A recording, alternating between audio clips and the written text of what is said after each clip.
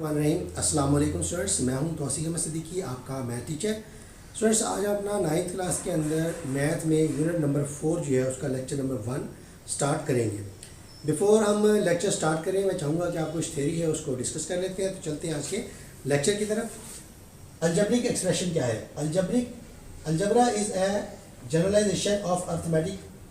Recall that when operations of addition and subtraction are applied to algebraic terms we obtain an algebraic expression. For example, algebra जो है वो algebraic expressions के ऊपर अलजबरे की जो measurements हैं प्लस और माइनस की शक्ल में उनको अप्लाई करने का नाम है। वो कुछ इस तरह से है जैसे हम कहते हैं 5x² minus 3x plus 2/√x। इस तरह से 3x है, यहाँ पर दो वेरिएबल इस्तेमाल किए गए हैं प्लस 3/x एट्सेट्रा। मुख्तलिफ किस्म की इसकी एग्जाम्पल आ जाती हैं, मुख्तलिफ पावर के साथ आप ले सकते हैं। उसके बाद पॉलिनोमियल आ जाती है। अब polynomial in the variable x is an algebraic expression. किसी भी पॉलिनोमियल को जो एक वेरिएबल x के अंदर दी गई हो उसे अलजेब्रिक एक्सप्रेशन कहते हैं। वो कुछ इस तरह से पढ़ी जाती है। यहाँ पर आप देखें तो p ऑफ x लिखा हुआ है, a कोई कांस्टेंट वैल्यू है, an x power maximum, x की मैक्सिमम पावर, यहाँ x की मैक्सिमम पावर n ली गई है। और हर अगली कीमत में आप a की वैल्यू को बदलते जाएंगे जो कि एक वैल्यू कम होती जाएगी और x की भी एक वैल्यू पावर के लिहाज से कम होती जाएगी। सो an-1 x power n-1 plus an-2 x power n-2 अब तो सो ये सिलसिला चलता चला जाएगा यहाँ तक कि a की वैल्यू जो है वो 1 रह जाएगी और x की पावर भी 1 रह जाएगी। और इससे अगली कीमत मजीद कम करेंगे तो 1-1 0 हो जाएगा, a 0 हो जाएगा। और x की पावर 0 होने की वजह से जब हम किसी भी वेरिएबल की पावर सिफर करते हैं तो वो 1 के बराबर होता है। सो a0 1 से मल्टीप्लाई करेगा वो a0 ही रह जाएगा। एक्सप्रेशन आ जाते हैं rational expression. The quotient p of x divide by q of x of two polynomials px and q of x where qx is a non zero polynomial. यानी जो डिनोमिनेटर की वैल्यू है q of x जो है वो सिफर नहीं होनी चाहिए। इसे हम रैशनल एक्सप्रेशन का नाम देते हैं। इसकी मुख्तलिफ एग्जांपल्स यहाँ दी हुई हैं, जैसे 2x + 1 डिवाइड बाई 3x + 8। अब इसके लिए ज़रूरी बात यह है कि 3x + 8 जो है वो सिफर नहीं होना चाहिए।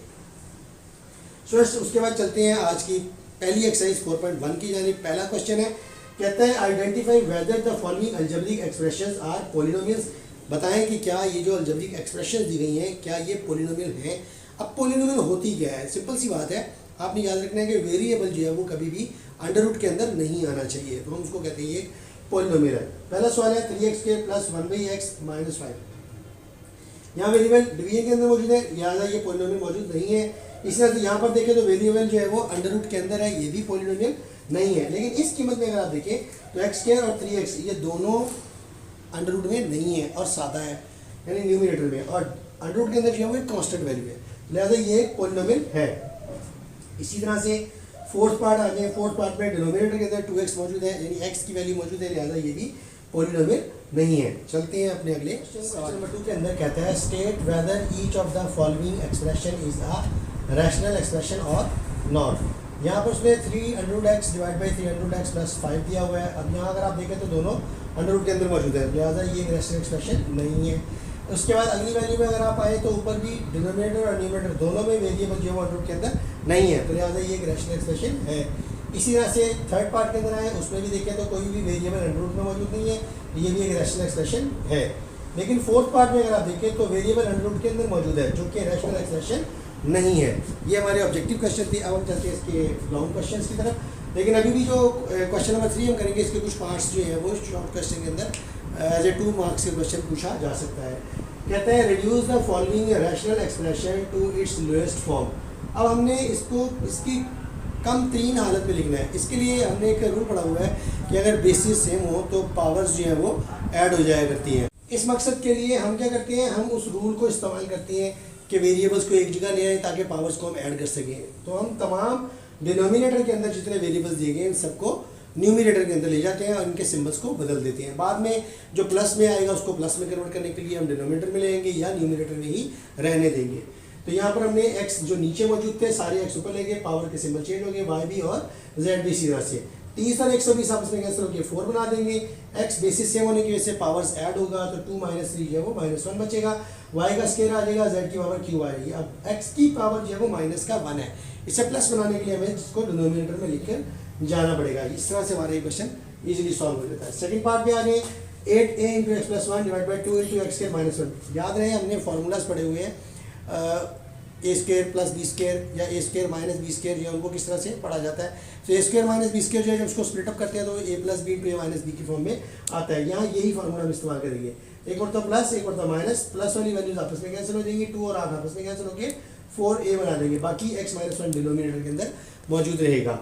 इसी तरह से अगला पार्ट हमारे पास थर्ड आ जाता है। इसके अंदर अगर आप देखें तो ये एक परफेक्ट स्क्वायर दिया हुआ है और ये 4 टाइम दिया हुआ माइनस के साथ, हमने परफेक्ट स्क्वायर को खोला तो प्लस के साथ 2xy हमारे पास आया, जो इससे कैंसिल होकर माइनस का 2xy देगा और नीचे सेम एग्जैक्ट वही वैल्यू है, आपस में कैंसिल होकर रिजल्ट 1 जो है वो। अगला पार्ट है क्वेश्चन नंबर 4, पार्ट नंबर 4। यहाँ पर देखें तो X cube minus Y cube और X square minus 2xy plus Y square, और डिनोमिनेटर के अंदर जो है वो भी कुछ वैल्यू दी हुई है।